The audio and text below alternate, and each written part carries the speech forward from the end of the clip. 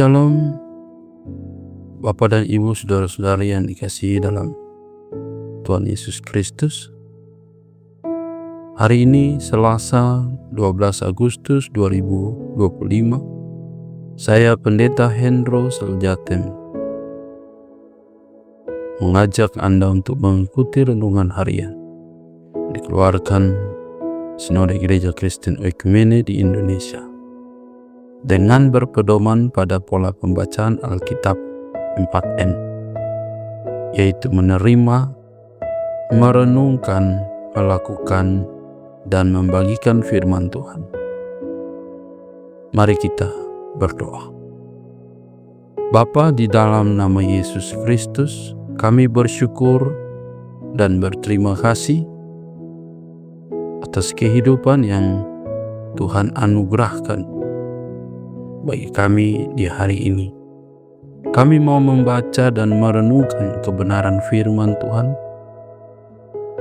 sebagai dasar dan pedoman dalam kehidupan kami. Kami mohon tuntunan Roh Kudus-Mu agar kami dapat memahami dan mengerti kehendak-Mu. Dalam nama Yesus Kristus, firman yang hidup, kami berdoa.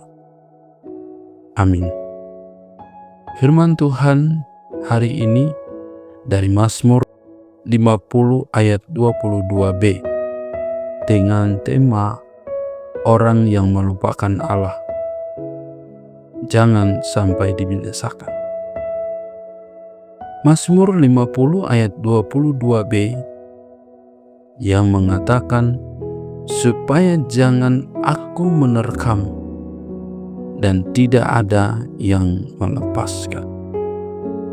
Dari bacaan tadi, kita mau mempelajari atau menggali isi Alkitab dengan pertanyaan berikut ini. Apa peringatan keras Allah kepada mereka yang melupakannya? Peringatan Tuhan kepada umatnya, khususnya kepada mereka yang hidup dalam kemunafikan rohani. Allah berbicara sebagai hakim, menegur orang-orang yang secara lahiriah beribadah, tetapi hati dan hidup mereka tidak mencerminkan kebenaran.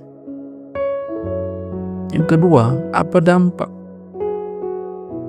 jika kita terus-menerus melupakan Allah? Dampaknya jika kita terus melupakan Allah,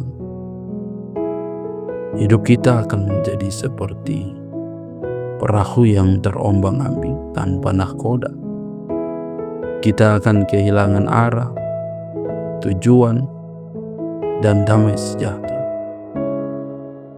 Kita mungkin merasa sukses di mata dunia, tetapi hati kita akan kosong dan gelisah. Kita juga akan rentan terhadap godaan dan dosa, karena kita tidak lagi memiliki fondasi yang kuat. Hidup yang jauh dari Tuhan akhirnya bisa membawa kita pada kehancuran rohani dan mental. Yang ketiga, bagaimana kita bisa kembali kepadanya? Untuk kembali kepadanya, kita perlu mengambil langkah-langkah yang konkret.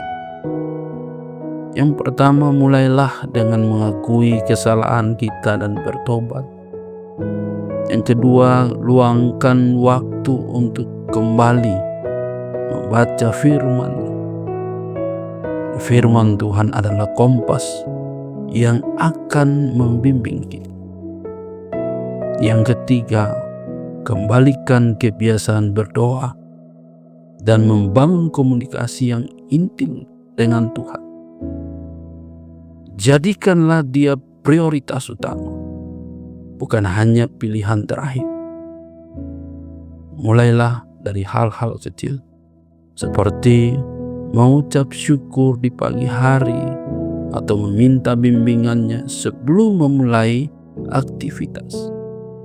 Ingatlah, Tuhan selalu membuka tangannya untuk menyambut kita kembali.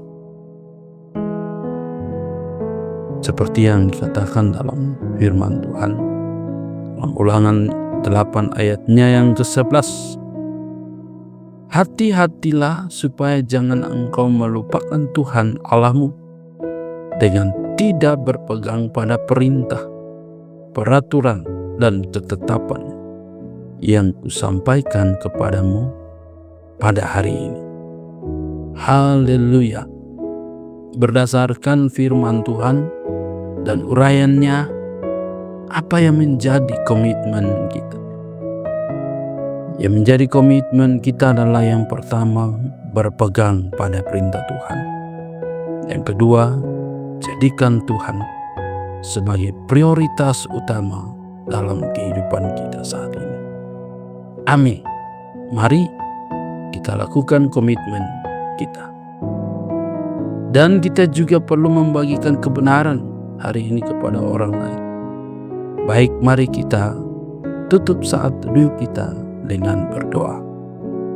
Bapa, di dalam nama Yesus Kristus kami bersyukur dan terus memuji nama-Mu yang kudus, dan berharap padamu karena seluruh kehidupan kami ada sampai sekarang ini.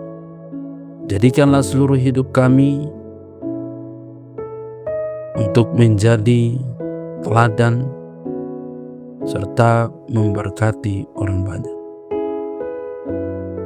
Berkati juga setiap orang yang mendengarkan renungan di pagi ini, dan biarlah terus memuji dan memuliakan, bahkan mengharapkan kuasa Tuhan atas seluruh kehidupan di tengah dunia ini.